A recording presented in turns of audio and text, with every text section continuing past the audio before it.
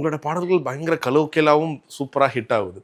So எந்த ஒரு குறிப்பிட்ட பாடல் உங்களை இந்த தமிழ்ல இருந்து ஒரு எளிய தமிழுக்கு மாத்துச்சுன்னு தெரிஞ்சுக்கலாமா சார்? குறிப்பிட்ட பாடல்னா குறிப்பிட்ட படம். சரி. ஆமா, கந்தசாமி.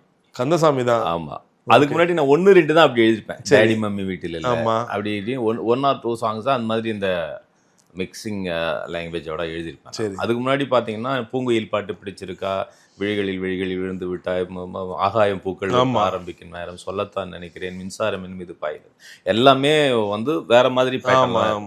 நான் முத சினிமாவுக்கு பாட்டு எழுத வந்த உடனே ஆகாயம் பூக்கள் இருக்க மாதிரி தான் எழுதணும். இன்னும் ரொம்ப அழகான ஒரு பாட்டு அது. அந்த பாட்டு மாதிரி தான் என்னுடைய பிளான் முழுக்கமே இருந்தது.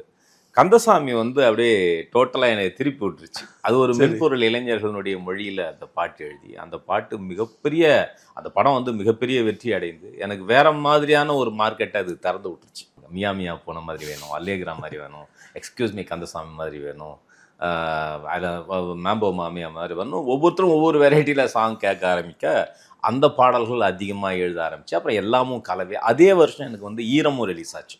ஈரம் படத்துலேயே அனைத்து பாடல்களையும் நான் எழுதியிருந்தேன். அதில் வந்து மழைய ரொம்ப ஹிட்டான தரையிறங்கிய பறவை போலவே, சாரல் என் ஜன்னல் உடைக்கிறது. அப்போ எனக்கு ரெண்டுமே சமன் செய்து போகிறதுக்கு நல்ல ஒரு வாய்ப்பு கிடைச்சி. இது மாதிரி அல்ட்ரா மாடர்ன் சாங்ஸும் எழுதலாம், நல்ல ஒரு மெல்லிசை பாடல்களும் எழுத வாய்ப்பு அப்படின்னு 2 விதமாகவும் எனக்கு கிடைச்சது.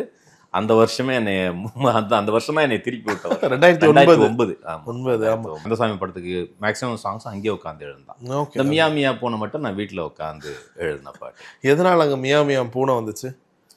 அதுக்கு எல்லாத்துக்குமே கரெக்டான ஒரு காரணமாக இருக்க.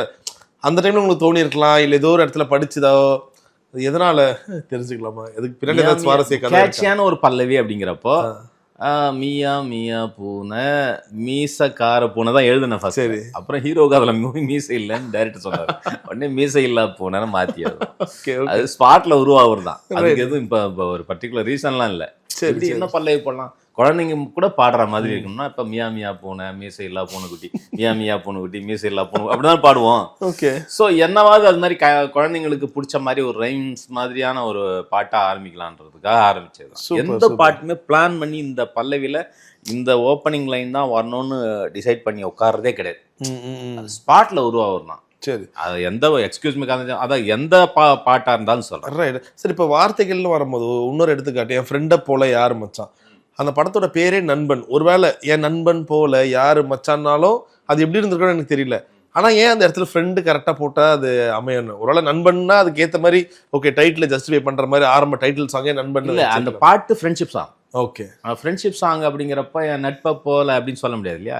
என் ஃப்ரெண்டை போல யாரும் வச்சான், அவன் ட்ரெண்டை எல்லாம் மாற்றி வச்சான்னு அது எழுதுந்து. அப்படி தான் எழுதுந்து. இன்னொன்று நட்பு பாடல்ங்கிறனோடனே ஃப்ரெண்டை அதுக்கு பிறகு நான் நிறைய ஏலே ஏலே தோஸ்தான் ஒரு நட்பு பாடல் எழுதினேன். மாமா மச்சான் ஃப்ரெண்ட்ஷிப்பு அந்த பாட்டு எழுதினேன். நம்ம இதில் வல்லினம்ல நிறைய இப்போ ஃப்ரெண்ட்ஷிப் பாட்டு, FRIEND ஃப்ரெண்ட்ஷிப் அப்படின்னு ஒரு பாட்டு கூட எழுதினேன்.